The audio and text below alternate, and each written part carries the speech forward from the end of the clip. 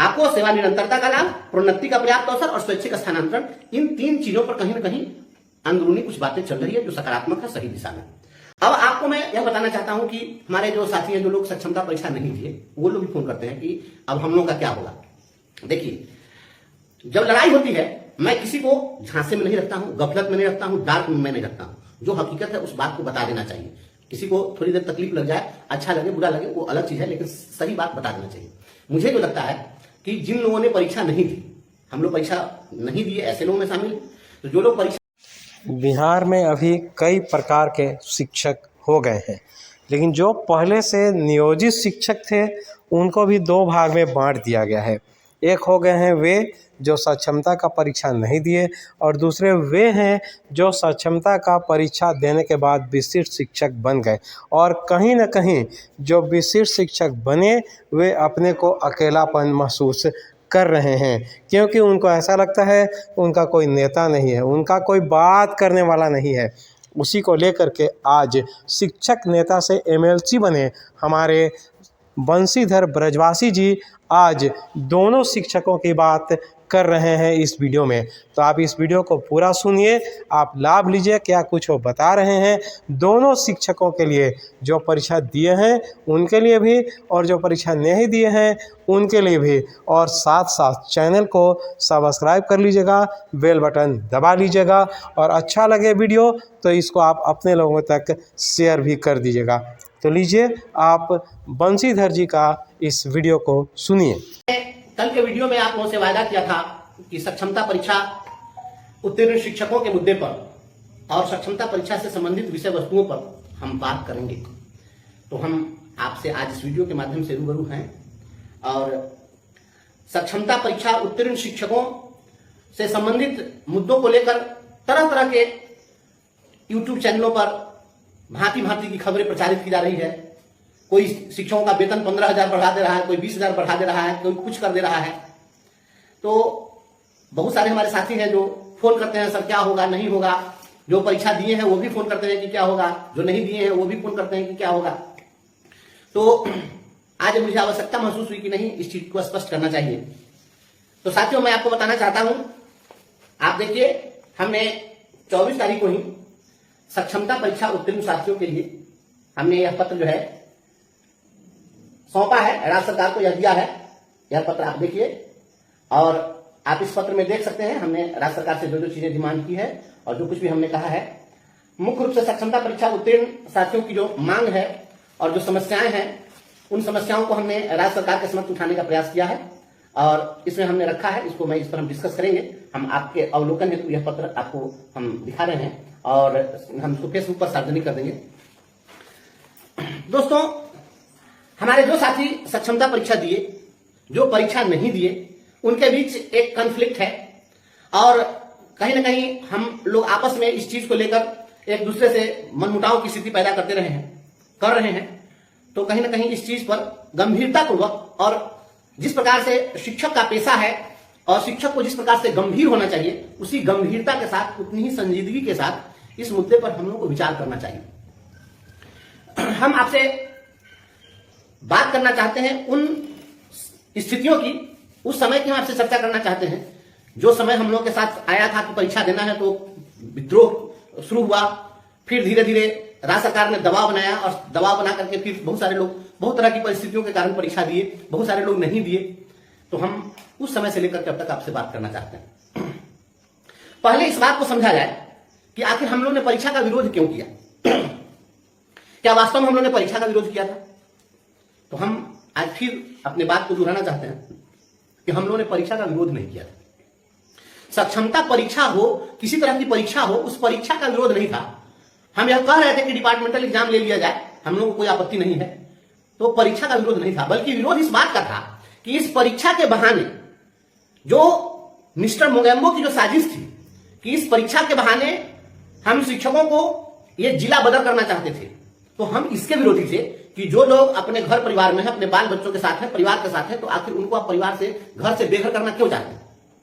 दूसरा हमारा सबसे बड़ा सवाल था कि जो आपने विशिष्ट शिक्षक नियमावली बनाई थी, उस नियमावली में आपने कहा कि विशिष्ट शिक्षक बनने के बाद अधिकार के रूप में आप प्रोन्नति का दावा नहीं कर सकते। मतलब हमारा प्रोमोशनल एवेन्यू खत्म कर दिया गया उस नियमावली में। और तीसरी बात थी कि जब विशिष्ट शिक्षक बन जाएंगे तो चूंकि नया पद होगा तो पूर्व की सेवा हमारी शांत हो जाएगी, तो वो हमारा सेवा निरंतरता का लाभ हमको नहीं मिल पा रहा।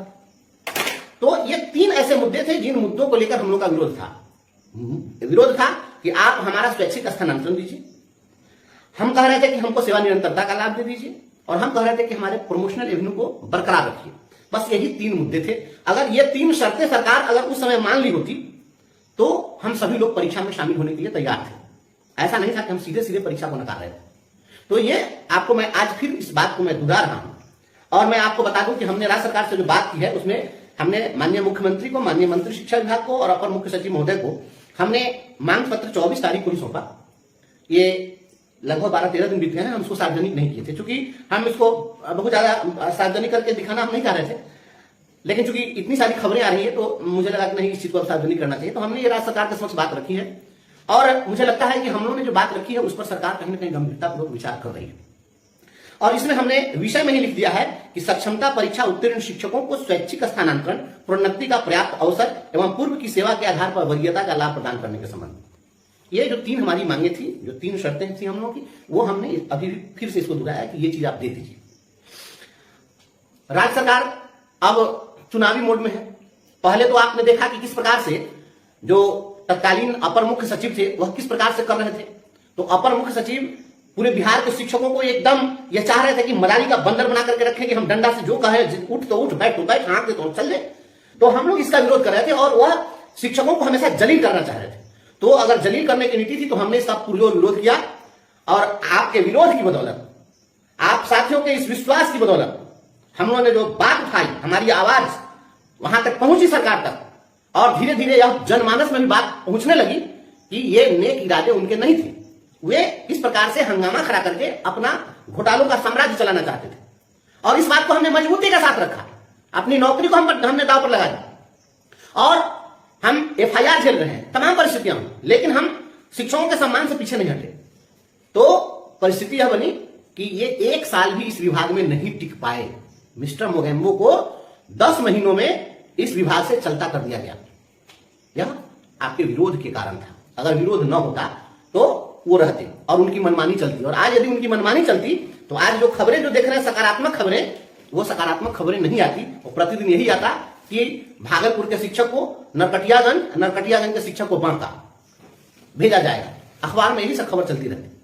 शिक्षकों में हरकम, कितने शिक्षक घायल हो गए, कितने एक्सीडेंट हो गए, कितने टेंशन में मर गए, यही सब खबरें आती। लेकिन ये पुरजोर विरोध का ही नतीजा है कि 1 साल भी वो नहीं रहे और इस विभाग से उनको हटना पड़ा। राज्य सरकार, ठीक है, शुरू में राज्य सरकार पक्ष में रही, लेकिन धीरे धीरे सरकार को भी समझ में बात आई, उनको हटाया गया। तो अब जब वो हट गए हैं तो फिर जो दूसरे आए हैं ACS महोदय, तो इनके काम करने की शैली कुछ अलग है। सख्ती में कोई कमी नहीं है, ऐसा नहीं कि ये आए हैं तो बहुत नरम है, सख्ती उनसे ज्यादा ये करने वाले हैं। इसलिए कोई आदमी इस भ्रम में मत रहिए कि सख्ती नहीं होगी। सख्ती इन्होंने जो करनी शुरू कर दी है वो आप देख सकते हैं। हाँ, ये बात जरूर है कि वह जिस तरीके से फुहरपन कर रहे थे और जिस तरीके से शिक्षकों को बेइज्जत कर रहे थे, तो वो इस प्रकार से अपमानित या सार्वजनिक रूप से नहीं करेंगे। लेकिन सख्ती होगी, सख्ती अगर होगी और अगर सुविधा दी जाए तो इस सख्ती का कोई विरोध भी नहीं करेगा। विरोध क्यों करेगा? अगर कोई सुविधा दे और अगर वह कहे कि आप ड्यूटी एकदम सख्ती से कीजिए तो कोई दिक्कत नहीं है, इसके लिए हम भी विरोध नहीं करेंगे। लेकिन हमारी जो मांग है कि आप किसी भी शिक्षक को, जब पूर्व से जितने शिक्षक रहे हैं उनके लिए स्वैच्छिक स्थानांतरण की व्यवस्था रही है, तो अब स्वैच्छिक स्थानांतरण की व्यवस्था क्यों नहीं होगी? और जो लोकसभा का चुनाव था, चुनाव के समय में हम लोग जो कुछ बात रख रहे थे, तो हमारे बहुत सारे साथी लोग उसको पार्टी के नजरिए से देख रहे थे, कुछ लोग दल की भावना से, कुछ धर्म संप्रदाय की भावना से देख रहे थे। तो आप धर्म सापेक्ष देखिए, आप पार्टी सापेक्ष देखिए, आप दल सापेक्ष देखिए, आप अपनी जाति सापेक्ष देखिए। मैं व्यक्तिगत रूप से शिक्षक सापेक्ष देखता हूं, और शिक्षक सापेक्षता में हमें जो उचित लगा मैंने वह किया। मैं किसी पार्टी और किसी से मैं इस भावना से ग्रसित में हूं नहीं, और किसी के सापेक्ष नहीं रहता, मैं शिक्षक सापेक्ष होता हूं। और शिक्षक सापेक्ष हमने जो बातें रखी, तो जो चुनावी जो नतीजे आए हैं उन नतीजों के बाद सरकारें भी, राजनीतिक पार्टियां भी अपना नफा नुकसान देख रही है। और जो जीत का अंतर था, ठीक है, जो राज्य सरकार में जो पार्टी है, सत्तारूढ़ जो दल है, सत्तारूढ़ दल अच्छे ज्यादा से ज्यादा सीट ये लोग जीत सके हैं, लेकिन इनके जीत का जो अंतर था पिछले जीत के अंतर से काफी कम है।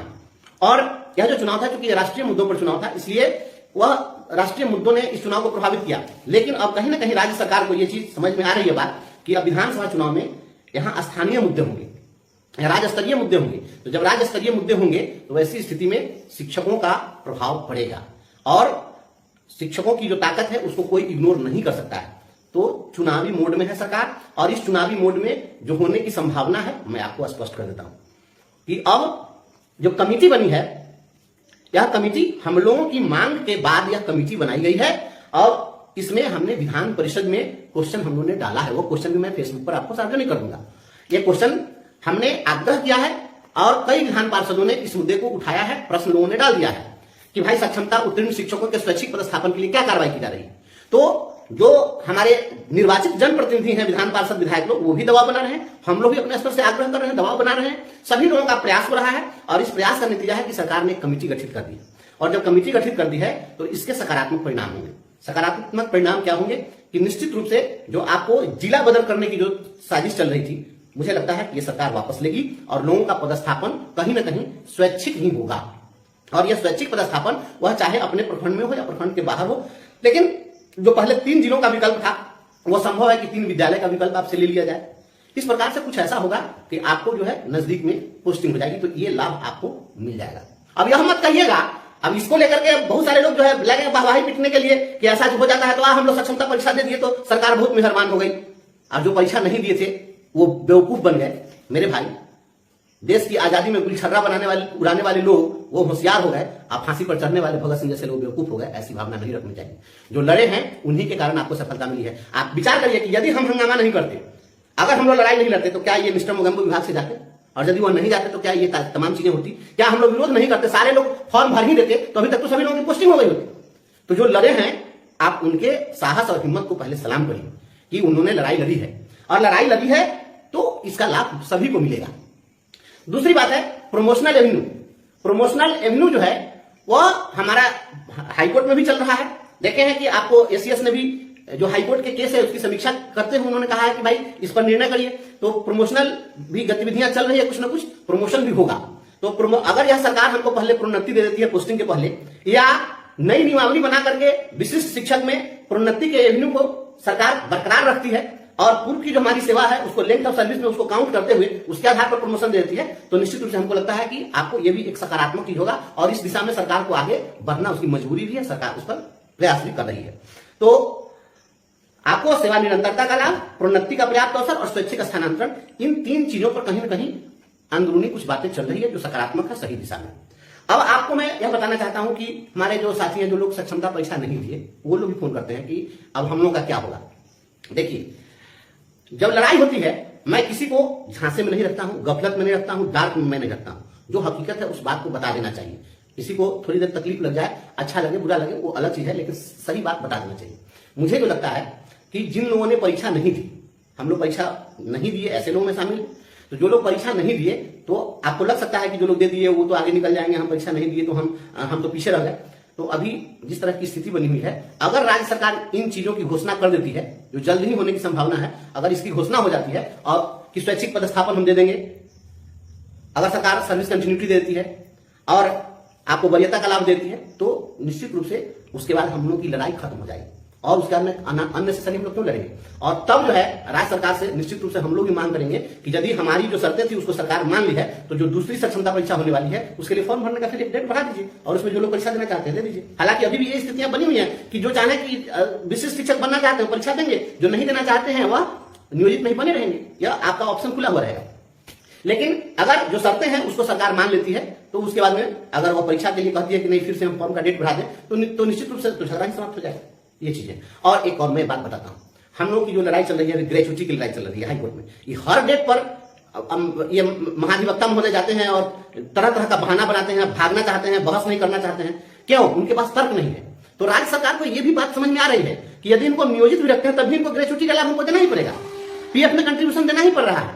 और वेतन की जहां तक बात है तो ये जो कह रहे हैं जो लोग यूट्यूब चैनल वाले, मीडिया वाले कि इनको 15,000 वेतन बढ़ जाएगा, 20,000 वेतन बढ़ जाएगा, तो ये फालतू बात है। कोई वेतन बढ़ने होने वाला नहीं। आपको पहले से जो वेतन मिल रहा है और आपका विशिष्ट शिक्षक बनने के समय जो जितना आपका मूल वेतन होगा, उस मूल वेतन के निकटतम जो फिटमेंट इंडेक्स में बना हुआ है उस इंडेक्स में आपको फिट किया जाएगा। तो उस इंडेक्स में जब आपके वेतन को फिट किया जाएगा तो थोड़ा बहुत वेतन बढ़ सकता है, वो बहुत ज्यादा इतना अंतर नहीं हो जाएगा, इतनी वेतन वृद्धि नहीं होने जा रही है। इसलिए वित्तीय बोझ सरकार पर बहुत ज्यादा नहीं बढ़ने जा रहा है। हम लोग, आपको याद होगा, जो साथी पहले से लड़ाई लड़ रहे हैं, जब 2014 की लड़ाई लड़े थे तो हमने नारा दिया था एक मांग वेतनमान। तो हमारी एकमात्र मांग थी कि वेतनमान, और जो वेतनमान मिला तो ठीक है, हम जिस रूप में चाहते थे उस रूप में नहीं मिला, लेकिन उसी जो ही मिला वही वेतनमान आज के डेट में कहीं ना कहीं हम लोगों के लिए जो कुछ भी हो सका है उससे कुछ बेहतरी हुई। और उस वेतनमान के बाद में यह हमारी ही मांग थी। हम हमेशा सभी साथियों से कहते थे कि बहुत सारी मांग मत रखिए, और हम यह एकमात्र मांग रखे थे कि हमें राज्यकर्मी का दर्जा दो। तो राज्यकर्मी के दर्जा की लड़ाई की जो मांग है वह एकमात्र मांग के लिए हम हमेशा वकालत करते हैं। तो यह जो मांग है, अगर सरकार ने इस पर शर्तें थोप दी है तो ऐसा नहीं है कि हम जैसा चाहें उसी रूप में सब कुछ मिल जाए। अगर सरकार कहती है कि नहीं आपको परीक्षा ही देनी होगी, और परीक्षा हाईकोर्ट ने कह दिया कि आपको देना है तो दीजिए, नहीं देना है तो आपका स्टेटस बरकरार है। सुप्रीम कोर्ट में भी हम लोग गए, तो सुप्रीम कोर्ट में जो हम गए वहां भी कुछ बातें ऐसी हो गई जो कुछ पेच वहां भी था कि अब वहां देखिए, जब कोई भी समाज दो धर्मों में बट जाएगा तो वहां लड़ाई लड़ने वाले लोगों के साथ बहुत परेशानी होती है। इसको समझना पड़ेगा, क्योंकि अब वहां हम लोग गए तो यहां पर हाईकोर्ट ने कह दिया कि जो परीक्षा देना चाहते हैं दे, जो नहीं देना चाहते हैं नहीं दे, जो विशिष्ट शिक्षक बनना चाहते हैं बने, जो नहीं बनना चाहते हैं नहीं बने। तो यहां पर ऐच्छिक कर दिया। और यदि सुप्रीम कोर्ट में अगर पूरे विशिष्ट शिक्षक के लिए सक्षमता परीक्षा के आयोजन को ही रद्द कर दिया जाता तो जितने लोग परीक्षा दिए हैं वो भी आज के डेट में हम पर भी फर्क यही जाकर रद्द करवा दिए, तो वो भी एक बहुत बड़ी समस्या थी। एक तकनीकी बात को समझना पड़ेगा। हम सवाल निश्चित रूप से खड़ा कर रहे थे कि सक्षमता परीक्षा भाई कितनी बार परीक्षा लीजिएगा, वो अलग चीज है, लेकिन अगर कोर्ट उस परीक्षा को ही खत्म कर देती तो जो लोग इस परीक्षा को पास किए हैं वो भी गुस्सा जाते, वो भी भड़कते कि भाई ये जो भी सरकार एक तरीका लाई थी राजकर्मी बनाने के लिए तो उसको इन्होंने जाकर खत्म करा दिया। तो हर स्थिति में हम ही लोगों को गाली मिलने वाली थी किसी परिस्थिति में। तो मैं समझता हूं कि हम लोगों ने जो मांग रखी है वह मांग फिर से अगर राज्य सरकार मान ले, हम लोगों को स्वैच्छिक स्थानांतरण की सुविधा दे दे, हमको प्रोन्नति का लाभ दे दे और सेवा निरंतरता का लाभ दे दे, तो वैसी स्थिति में विशिष्ट शिक्षक के रूप में राज्यकर्मी बनने में मुझे लगता है कि किसी को आपत्ति नहीं होगी। लेकिन ये शर्तें अगर सरकार मान लेती है तब, इसके लिए मजबूत पहल चल रही है। हम लोगों ने मांग पत्र सरकार को सौंप दिया है और माननीय लोगों के माध्यम से आपको क्वेश्चन भी डलवा दिया है। इसलिए स्पष्ट रहिए, ये फर्जी खबरों के चक्कर में नहीं रहना है। कमिटी बनी है, सकारात्मक दिशा में है, वेतन बहुत नहीं बढ़ेगा, लेकिन आपकी जो मांगे हैं उसमें कहीं ना कहीं संशोधन होने जा रहा है और निश्चित रूप से आपकी जो मांगे हैं वह पूरी होगी। राज्य सरकार चुनावी मोड में है, इसका लाभ आपको मिलेगा। मैं समझता हूं कि आप अभी तक जो सूचना है और अभी तक जो अपडेट है सक्षमता उत्तीर्ण साथियों के लिए, और पोस्टिंग की बात है तो आपको इतनी जल्दी पोस्टिंग भी तुरंत नहीं होने जा रही है। पोस्टिंग होगी तो इस जुलाई में पोस्टिंग नहीं होगी। आप मान के चलिए कि अगस्त लास्ट में अगर कुछ कवायद शुरू हो जाए तो ठीक है, नहीं तो सितंबर वगैरह में पोस्टिंग हो सकती है। और द्वितीय सक्षमता परीक्षा के बाद वो भी सितंबर में भी हमको कम उम्मीद है, क्योंकि द्वितीय सक्षमता परीक्षा का तो डेट भी नहीं निकला। तो द्वितीय सक्षमता परीक्षा का डेट निकलेगा, संभव है उसमें फिर से एक बार फॉर्म भरने के लिए आपको